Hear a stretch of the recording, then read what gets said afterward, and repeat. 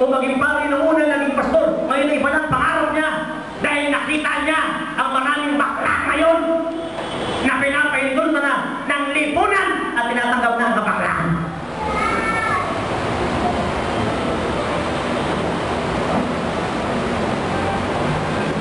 Mga minamahal, bakit pa tayo may church? Bakit pa tayo nag-evangelize? Bakit pa tayo nagpapalo? Nagsasalong na Bible study? Bakit pa tayo naglilingkod sa ating Panginoon? Para sa marami ka.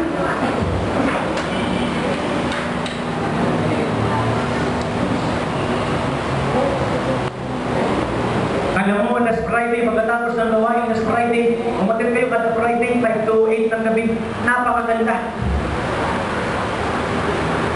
Nag-pray kami ng kapiraso, hiniling namin sa Panginoon na yamang meron tayong church, na sa church na ito magkaroon ng araw-araw na gawain.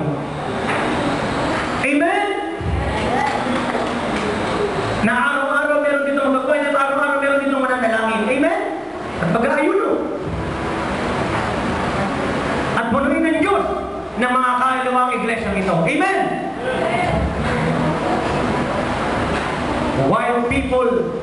While some are watching, just standing there and watching, doing nothing, na puno ng horror ang kanilang mga puso, ng fear ang kanilang mga puso. Pero naghahanap ang Diyos ng mga babae at lalaki mamimigay ng drugs, magpapalo ang mag-evangelize, pupuntahan ng mga naligaw na nagkakaparin at sabihin sa kanila, pera sila Nanay Susi, pera ang kabarobis family. Magsipagbago na kayo ng inyong mga tagipuson.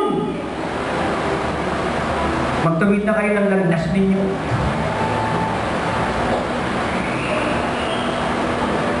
Samantalang ang marami na natiling unbeliever, samantalang ang marami na natiling backslider, naghahanap ang Diyos ng mga tao magro-roll sa pinto opposition. Position of what? Position of courage. Bakit sabi courage? A heroism act. Naghahanap ang Diyos ng mga babae at mga kalalaking mainit para sa Kanya.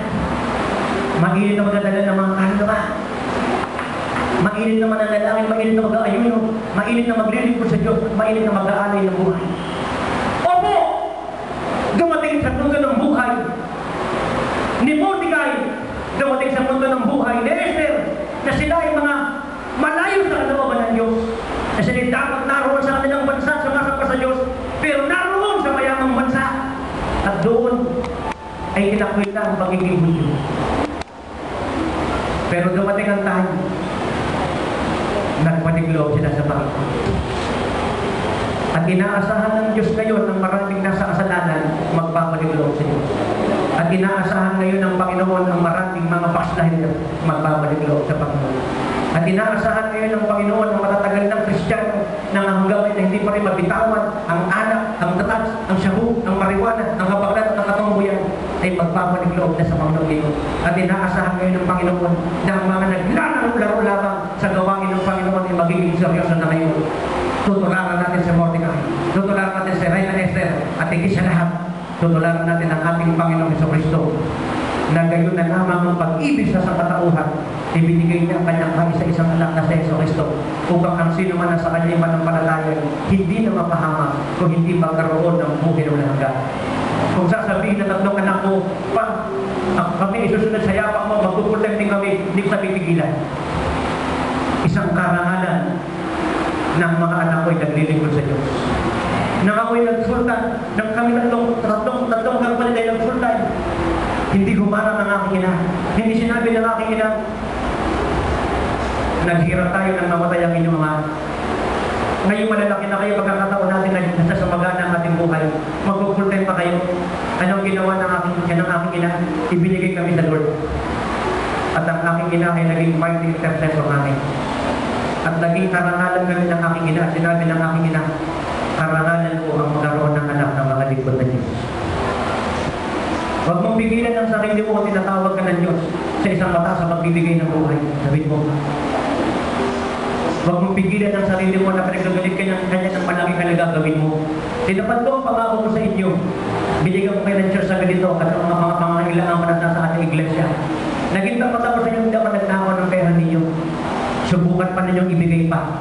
Ang pangako ko sa inyong bibili tayo ng sariling church natin, totoo pa rin po. Amen po ba? Sapagat ang lahat ng ito hindi ko ginagawa para sa tao. Ito yung ginagawa ko para sa iyo. Pag-apa ko sa building na ito, nandun ako, lumuhod ako sa Panginoon ng magugulat ko niya. At sinabi ko sa Panginoon, Lord, hindi maganda, hindi malaki ang ating iglesia, pero salamat po, bigay mo ito. Maaaring masabi ng marami ang paglingkod sa Diyos, ang magdala ng kaluluwa, ang magbigay para sa Panginoon ay walang kabuluhan. Hindi. Nakita natin ang buhay ni Esther. Nakita natin ang buhay ni Mordecai. Tinaas sila ng Panginoon. Sapagat meron silang pagmamahal sa kanilang kapong Israelita at hindi lang yun, handa na silang lumagay sa mataas ang kakatawag ng Kristo Jesus. Kapag meron tayong pagmamahal sa maraming kaluluwang patungan ng impyerno, at kung meron tayong pagmamahal sa paggawa sa perfectong kalooban ng Diyos, itataas tayo ng Diyos. August 24, inimbitahan ako ng babaeng yung pagdating ko roon, hindi ako pinaharan. Hindi niya ako pinagpangaran. Ang sabi niya lang sa akin, mag-pray na lang tayo, Pastor. Nalungkot ako. Ang dami namin ng bisita. Ang dami namin ginastos sa bisita, mga bisita niya. Yung pangangaral sa salita ng Diyos, pinigil niya ito. Pero hindi ko pa rin pinigil sa sarili ko sa pagkita ng prayer preaching, ginawa ko iyon. August 24. Makalipas lamang ang mga ilang linggo, ang kanyang kapatid na backslider na hindi niya pinaintulutang makarinig ng aral ko pati mga bisita niya. Birthday pa naman ang oras na iyon. Ang sinasakyan nitong sasakyan nagbundol sa Ortigas, patay ang kanyang kapatid na backslider. Naunawaan ninyo ako. August 24, ang nagpunta ako, inibitahan ako para mag-preach. Sa birthday, hindi ako pinag-preach, prayer na lang daw. Ginawa ko na yung prayer preaching, may clean ang tuloy, lumot na lumot ako, huwi ako. Aanay ko yung binigay niya ng love gift na ilang libo, hindi pero ang kailangan ko, sa salita na yun, na may pangalan. Makalipas ng ilang linggo, birthday ng kanyang kapatid na backslider, dating drummer ng church. Nang bandang huli ay lumayo sa Diyos at nagbisyo. Saturday ng gabi, kinamagahan, Sunday, birthday niya. Nag-inuman siya ng magbabarkada. Umalis. Yung barkada ng binata, manunundog daw sa girlfriend sa Ortigas. Ang bilis ng takbo na sasakyan. Yung kotse, nag-overtake. Pag-overtake may jeep, nabundol yung jeep. Sakay na jeep na isa, patay. Dalawa sa kotse, patay. Tatlo siya ng patay. Maigli lang ang buhay ng tao.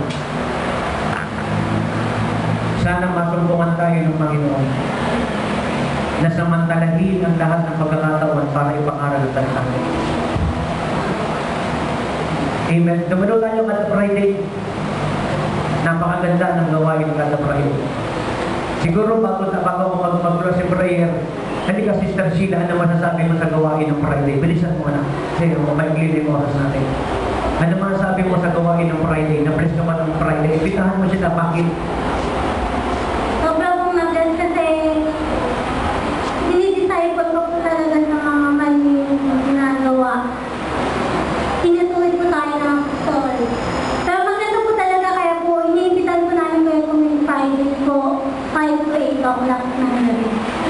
Amen. Palakpakan natin ang Panginoon. Sister Joby, hindi ka, bilisan natin sa kita.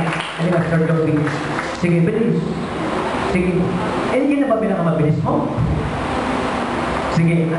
Sige, ano masabi mo? Bakit maganda yung Friday? Pagitoy. Yun po. Marami ka pong matutunan. Dahil na po yung may mga maraming questions na aakala yung isip mo ba, matutunan po sa Friday. Every Friday. Kaya po, sa Friday po, i-invite po yung lahat. Kung sino po, hindi po nakakatuwa po talaga. Kaya po, punta na po kayo sa Friday. Punta na po kayo sa Friday. Tendera eh. Ano yung mga tendera eh. Huwag na tayo magpatumpik-tumpik, magpatrain, magpaipin tayo. At magpagamit tayo kay Lord mightily effectively in this final hour. Nasa tama po kayo iglesia, nasa tama po kayong church. Sa tamang lingkod po kayo ng Diyos. Ang inyong mga pinagkakaloban, hindi po mawawala ng kabuluhan. ang inyong pong mga buhay hindi mawala ng kabuluhan. Gagamitin natin yan para dalhin si Kristo sa lahat ng tao, sa lahat ng mundo. Amen? Ay mga kayo tumayo.